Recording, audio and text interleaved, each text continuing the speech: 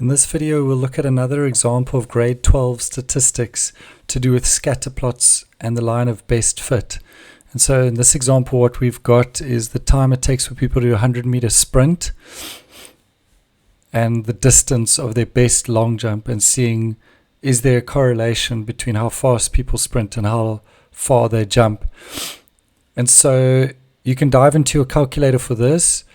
You're going to be pressing mode, statistics, then choosing the option A plus BX, B representing the gradient, A is like the y-intercept, and you're going to input all your data. These are your x's, the distance is your y's, and once you've done all that, you're going to press AC to clear the data, and then to use the data, you're going to press Shift 1 and choose Reg for regression. And then if you press A, you'll get A's answer. If you press B, you'll get B's answer. And if we're needing the correlation, how strongly correlated are these two, you'd press R. And so let's look at what we get. So I would recommend pausing this video to input the data. And then once you've inputted it and you've got your own A and B, see if you get the same. And so A, when I put it in the calculator, was 14.34. B, when I put it in the calculator, was minus 0.64. And so I personally like to just write it as an equation,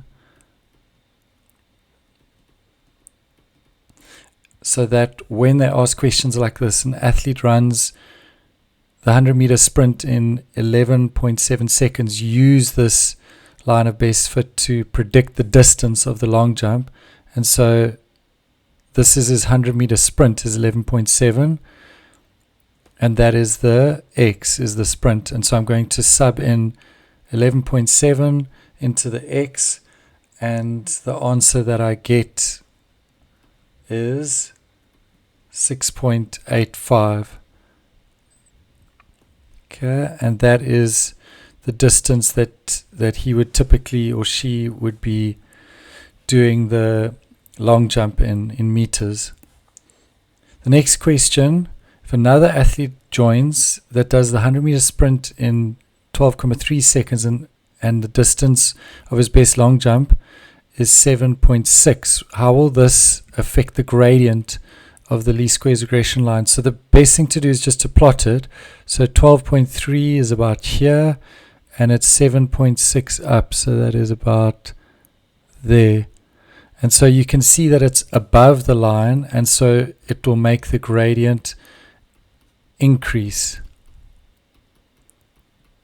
That's the effect that it has.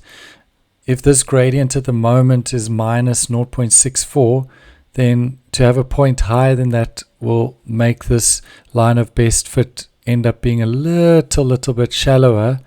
And so the gradient might be, I'm just making up stuff now, minus 0.5. And so although it looks shallower, so you'd think maybe it's decreasing in its steepness, the actual value of the gradient is increasing from minus 0.64 to, like I said, it could end up minus 0.5.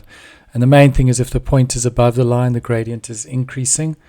And if it's below the line, then it would be decreasing. I hope that you found that example helpful. If you did, please like this video, subscribe to our channel, and share it with your friends.